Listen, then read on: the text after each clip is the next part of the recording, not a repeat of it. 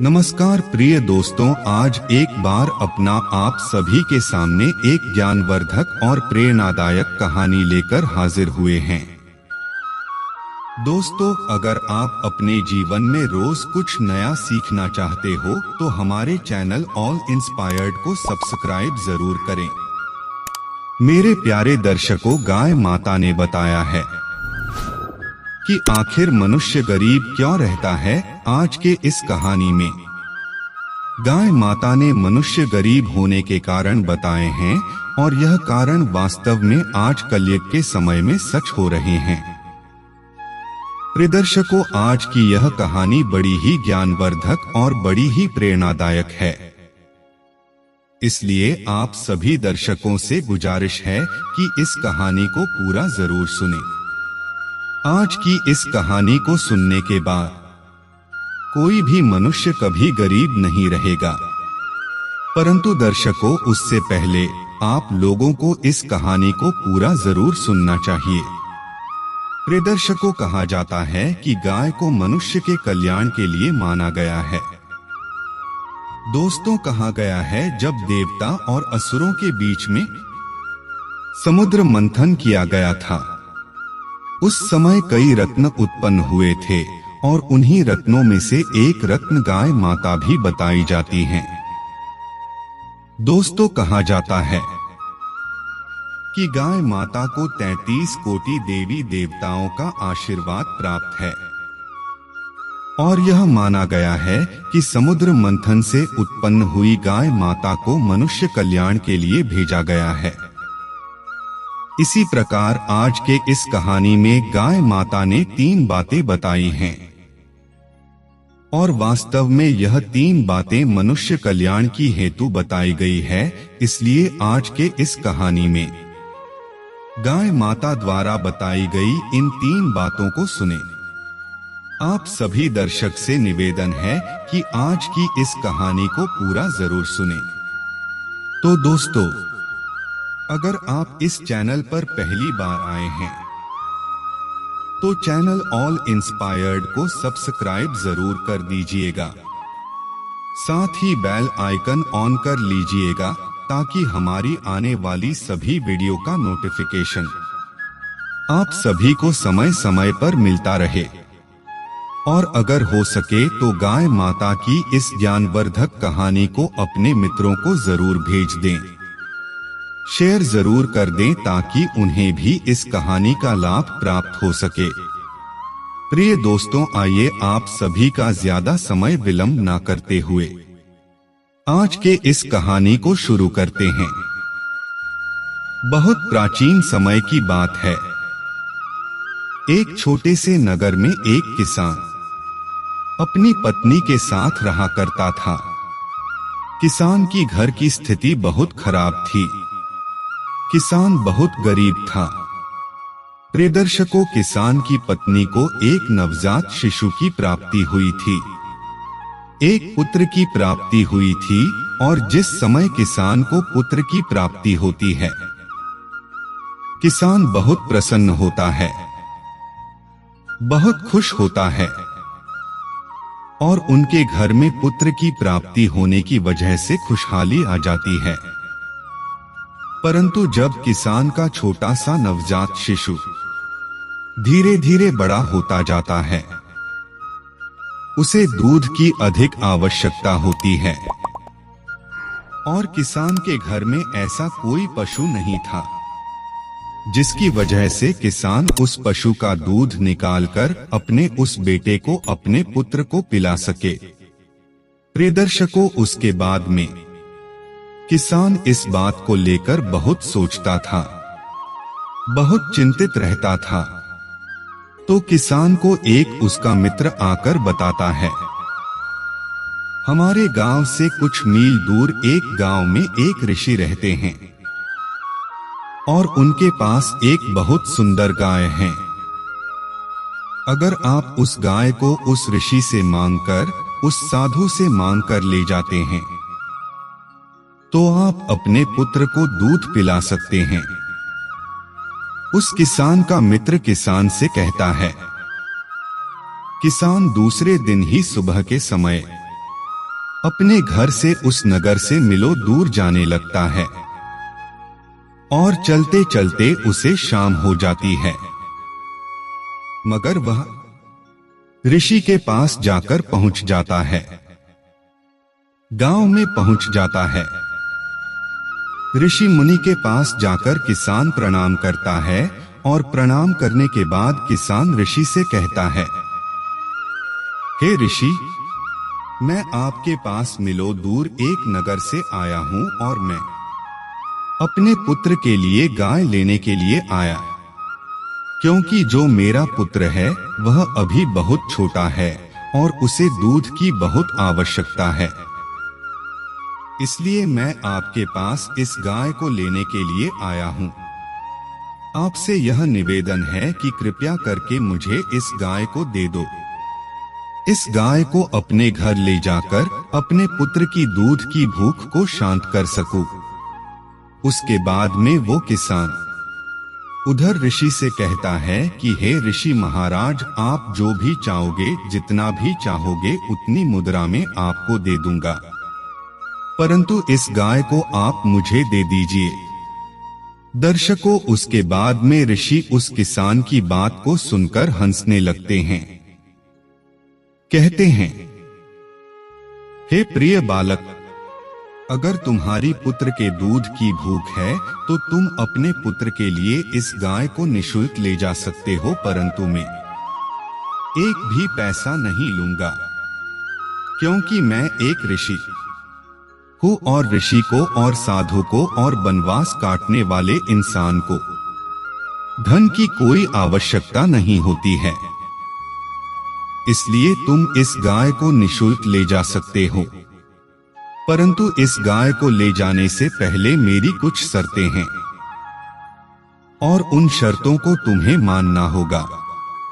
उसके बाद में किसी उस किसान से कहने लगते हैं, हे किसान, जिस घर में गाय माता जाती है उस घर में हमेशा सुख समृद्धि और लक्ष्मी और वैभव और समृद्धि गाय के पीछे पीछे जाते हैं, क्योंकि गाय को 33 कोटि देवी देवताओं का आशीर्वाद प्राप्त है।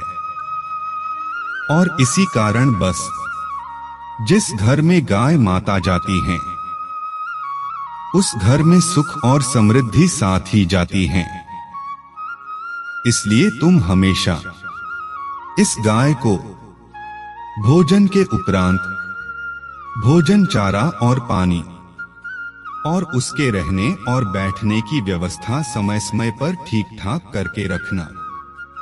जिस घर में गाय माता जाती हैं उस घर में कभी भी धन की कमी नहीं होती है, क्योंकि जिस घर में गाय माता जाती है उस घर में गाय के पीछे पीछे रिद्धि सिद्धि के दाता यानी माता लक्ष्मी के मानस पुत्र भगवान श्री गणेश जी भी जाते हैं। इसलिए तुम इस गाय को रोज सुबह उठते ही एक रोटी अवश्य खिलाया करना। अगर तुम इस गाय को रोज सुबह एक रोटी खिला दोगे तो उससे भगवान श्री गणेश जी तुमसे प्रसन्न हो जाएंगे, जिससे तुम्हारे घर में कभी भी धन की कमी नहीं आएगी और तुम्हारा दुर्भाग्य समाप्त होकर तुम्हें और तुम्हारे घर को सौभाग्य की प्राप्ति होगी। उसके बाद बाय ऋषि उस किसान से कहते हैं, हे किसान, अगर तुम इस गाय को अपने घर ले जाकर जा रहे हो तो कभी भी इस गाय का शोषण करने के बाद इसे छोड़ मत देना। कहीं तुम इस गाय को अपने घर ले जाने के बाद और इसका फायदा उठाने के बाद, यानी कि जब तक यह दूध दे और जिस दिन दूध देना बंद कर दे उस दिन से छोड़ मत देना। अगर तुम ऐसा करते हो तुम्हारी उसी दिन से तुम्हारे बुरे समय की शुरुआत हो जाएगी। प्यारे दर्शकों, साधु यह बात कहकर उस किसान को जाने के लिए कहता है और फिर अपने साथ अपने पुत्र के लिए उस गाय को लेकर अपने नगर की ओर आने लगता है। और फिर वह किसान जैसे ही अपने घर आकर पहुंचता है तो वह किसान उस गाय माता को हरा चारा खिलाने लगता है और उसे अच्छी और स्वास्थ्य जगह पर लाकर और एक पानी के स्थान पर बांध देता है।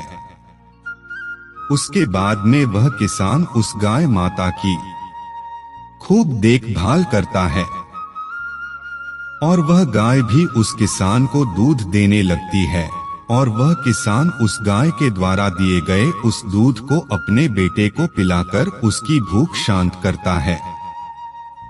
फिर दर्शकों, जिस दिन से वह किसान उस गाय को अपने घर में रखने लगता है और उसकी देखभाल करने लगता है, उस दिन के बाद उस किसान के अच्छे दिन आने लगते हैं और वह किसान देखते ही देखते पूरे गांव में धनवान होने लगता है और उस नगर में उस गांव में बहुत अच्छा एक घर बना लेता है।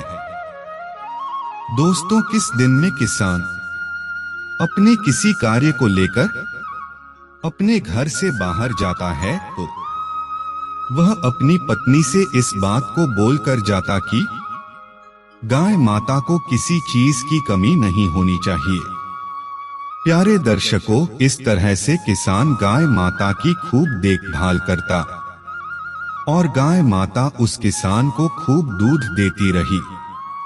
परंतु प्रिय दर्शकों, एक दिन की बात है, वह गाय दूध नहीं देती है। जिस दिन वह गाय दूध नहीं देती है तो किसान कुछ नहीं सोचता है और सोचने लगता है कि हो सकता है कि कोई भी कारणवश गाय ने आज दूध नहीं दिया होगा। परंतु प्रिय दर्शकों, जैसे ही दूसरा दिन आता है, उस दिन भी गाय दूध नहीं देती है और देखते ही देखते गाय बिल्कुल दूध देना बंद कर देती है। दर्शकों, जब वह गाय दूध नहीं देती है, सुबह किसान उस गाय से धीरे धीरे लगाव कम करने लगता है और गाय के पास जाना तक छोड़ देता है और ना ही गाय को सुबह सुबह रोटी खिलाता है बल्कि स्वयं खाना खा लेता है, परंतु गाय को चारा तक नहीं खिलाता है। उसके बाद में जब गाय माता को समय समय पर भोजन नहीं मिलता है तो वह गाय माता बहुत ज्यादा कमजोर हो जाती है और फिर एक दिन वह किसान गाय माता के पास आता है। वह किसान गाय माता के पास आता है और गाय माता को देखकर बहुत क्रोधित होता है और गाय को अपने स्थान पर खोलकर जंगल की ओर जाने लगता है और जंगल में जाकर छोड़ देता है। प्रिय दर्शकों, उसके बाद में उस दिन किसान उस गाय को जंगल में छोड़कर आ जाता है और फिर जैसे ही घर आता है तो उस किसान का जो पुत्र था जैसे ही आकर देखता है तो किसान का पुत्र बीमार हो जाता है। जैसे ही किसान का पुत्र बीमार होता है तो उस समय किसान के पास बहुत धन होता है। उस समय किसान को अपने पुत्र को एक अच्छे डॉक्टर के पास लेकर जाता है और डॉक्टर वेद के पास ले जाकर वैद से कहता है, हे वेद महाराज, मेरे पुत्र का स्वास्थ्य बहुत खराब हो चुका है। आप चाहो जितना धन ले लो, मगर मेरे पुत्र को कुछ भी नहीं होना चाहिए। उधर जो किसान का पुत्र था, इसकी हालत बहुत ज्यादा खराब हो जाती है और वह डॉक्टर वेद उस किसान से कहता है, पैसा धन बहुत चाहिए। उधर से उस किसान का जो भी धन था, सारा धन जितना भी उसके पास था, वह सारा धन उसके पुत्र के इलाज में लग जाता है और उसके बाद उसके पुत्र की स्वास्थ्य में कोई भी सुधार नहीं आता है और अंत में अवैध और धन के बारे में बोलता है। वह किसान सेठ अपने द्वारा बनाए गए उस घर को भी बेच देता है और अपने पुत्र के इलाज में लगा देता है। उसके बाद में किसान सेठ पूरी तरह से बर्बाद हो जाता है, कंगाल हो जाता है। और फिर उसका पुत्र ठीक हो जाता है और वह किसान अपने पुत्र को लेकर अपने घर, अपने नगर की ओर आता है। उसके पास कोई घर नहीं होता है और ना ही धन होता है, तो किसान पूरी तरह से कंगाल हो जाता है और अपने पुत्र को अपने पुराने घर लेकर चलता है और वहां पर जाकर रोने लगता है और बहुत उदास होता है। उसके बाद में वह किसान सेठ समझ जाता है कि ऐसा मेरे कर्मों की वजह से हो रहा है। तो किसान सेठ उस गाय माता को ढूंढने के लिए जंगल की ओर जाता है और जंगल की ओर जाकर देखता है तो उसे वह गाय माता मिल जाती है और फिर गाय माता से जाकर वह किसान क्षमा मांगने लगता है और गाय माता की पैरों में गिर जाता है। और उसके बाद में मैं गाय माता उस किसान से कहती है, हे बालक, जैसा करोगे वैसा ही पाओगे। प्रिय दर्शकों, उसके बाद में वह किसान गाय माता से माफी मांगने लगता है और फिर गाय माता किसान से कहती हैं कि हे किसान, अगर ऐसी बात है तो मैं तुम्हें आज 3 बातें बता रही हूँ और इन 3 बातों पर तुम्हें आज के बाद हमेशा इन बातों को लागू करना होगा। तो प्रियदर्शी को उसके बाद में गाय माता उस किसान को 3 बातें बताने लगती हैं और कहती हैं कि किसान, पहली बात, कभी भी किसी भी मनुष्य को अपने मित्र के साथ छल नहीं करना चाहिए, क्योंकि जो व्यक्ति अपने मित्र के साथ छल करता है या फिर अन्य किसी व्यक्ति के साथ छल करता है या फिर उसका शोषण करता है, उसका फायदा उठाता है, वह व्यक्ति, इंसान अपने जीवन में कभी सुखी नहीं रहता है। क्योंकि जो मनुष्य दूसरे मनुष्य के भाग का छीन कर खाता है, वो भोजन उसके पेट में कभी भी नहीं भाता है। इसलिए कभी भी किसी भी मनुष्य को इसी के साथ छल और उसका फायदा नहीं उठाना चाहिए। प्रिय दर्शकों, उसके बाद में गाय माता दूसरी बात बताने लगती है, कभी भी हमें अपने समय पर, अपने धन पर और अपने मन पर अपनी इच्छाओं को हावी भी नहीं होने देना चाहिए। जो मनुष्य अपने समय और अपने धन पर और अपने आप पर गर्व करता है, वह मनुष्य हमेशा जीवन में कहीं ना कहीं अवश्य ही ठोकर खाता रहता है।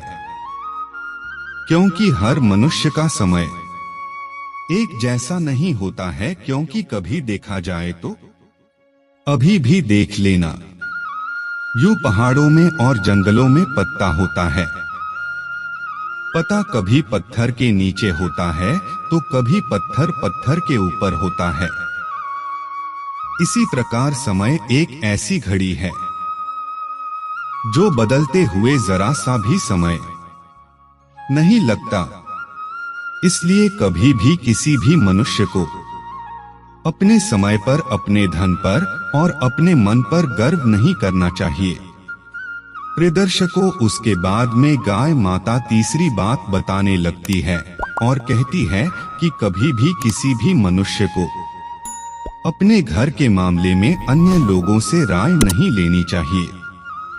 क्योंकि प्रिय दर्शकों, कहा जाता है कि अगर हमारे घर में लड़ाई झगड़ा हो और अगर हम उस झगड़े के बारे में हमारे पड़ोस के अन्य लोगों से किसी भी चीज के बारे में राय ले रहे हैं, तो वह सभी लोग हमेशा काम को बिगाड़ने के बारे में ही सोचते हैं।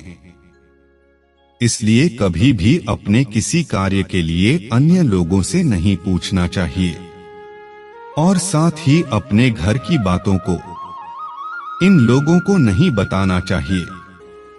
यह है 3 बातें जो गाय माता किसान को बताती है। और किसान फिर से उसी समय गाय माता को अपने घर की ओर लेकर फिर से चला जाता है और ले जाने के बाद में गाय माता की खूब सेवा करता है और गाय माता के द्वारा बताई गई उन 3 बातों पर अमल करता है। और परिदर्शकों देखते ही देखते वह किसान फिर से धनी होने लगता है और उसका अच्छा समय आने लगता है।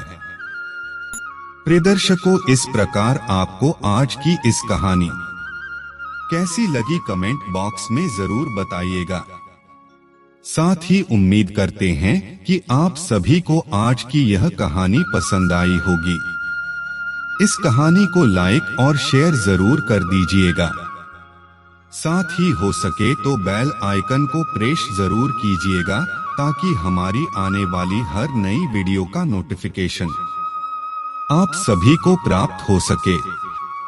मैं आपसे यही गुजारिश करूंगा कि आप सदा सच्चाई के रास्ते पर चले। मेरे दिल के टुकड़ों, प्यारे दोस्तों, भगवान आपकी हर मनोकामना पूरी करे। कमेंट बॉक्स में अपनी राय जरूर दे और अपने मित्रों तक यह कहानी जरूर शेयर करें। आप सबका बहुत बहुत धन्यवाद। जय श्री कृष्णा। हर हर महादेव।